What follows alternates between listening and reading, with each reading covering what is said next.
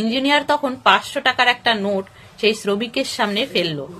শ্রমিক এবারও সেই টাকাটা তুলে পকেটে রেখে দিল, কিন্তু উপরের দিকে তাকালো না। 5 তলা বিল্ডিং এর উপরে দাঁড়িয়ে থাকা এক ইঞ্জিনিয়ার নিচে এক শ্রমিককে ডাক দিল। শ্রমিক শুনতে পেল না। ইঞ্জিনিয়ার আবার ডাক দিল, তবুও শ্রমিক শুনতে পেল না। এইভাবে বেশ কয়েকবার ইঞ্জিনিয়ার তাকে ডাকলো, কিন্তু তার আওয়াজ শ্রমিকের কান পর্যন্ত পৌঁছালো না।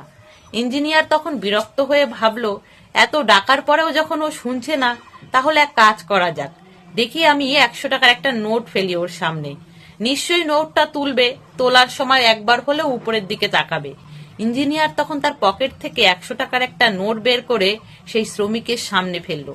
শ্রমিক টাকা দেখে সঙ্গে সঙ্গে টাকাটা তুলে তার পকেটে ভরে নিল, কিন্তু উপরের দিকে তাকালো না। ইঞ্জিনিয়ার তখন ভাবলো, 100 টাকার নোট, তাই হয়তো সে উপরের দিকে তাকায়নি। আমি এবার 500 টাকা ফেলে দেখি।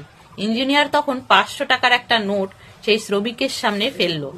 শ্রমিক এবারও সেই টাকাটা তুলে পকেটে রেখে দিল, কিন্তু উপরের দিকে তাকালো না। ইঞ্জিনিয়ার তো এবার ভীষণ বিরক্ত হয়ে গেল যে এত ডাকছি, এত টাকা ফেলছি, তাও উপরের দিকে তাকাচ্ছে না। ইঞ্জিনিয়ার তখন একটা ছোট পাথর তুলে তার মাথায় ছুঁড়ে মারলো। যেই পাথরটা গিয়ে শ্রমিকের মাথায় টং করে লাগলো, শ্রমিক ব্যথা পেল, আঘাত পেল। সাথে সাথে সে তখন উপরের দিকে তাকালো। ইঞ্জিনিয়ার তখন ইশারা করে তাকে উপরে ডেকে নিল। এই গল্পে নিচে যে শ্রমিক বসে আছে সেটা আমরা মানুষেরা, আর উপরে যিনি 5 তলার উপরে দাঁড়িয়ে আছেন তিনি স্বয়ং ভগবান।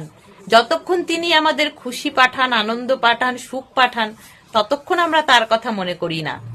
আর যখনই কোনো পাথররূপী কষ্ট, দুঃখ, যন্ত্রণা তিনি আমাদের দেন, তখনই আমরা দুহাত জোর করে তাকে বলতে থাকি, হে ঈশ্বর, হে ভগবান, এটা তুমি কি করলে? কেন আমার সাথে এমনটা করলে? আসলে সুখের সময় আমরা তাকে ভুলে থাকি, আর কষ্টের সময় আমরা তাকে স্মরণ করি। তাহলে বন্ধুরা, এই ছিল আজকের একটা ছোট্ট গল্প। যদি ভালো লাগে প্লিজ লাইক করে দিও, সাথে কমেন্টেও জানিও তোমাদের মতামত। সকলে ভালো থেকো, সুস্থ থেকো।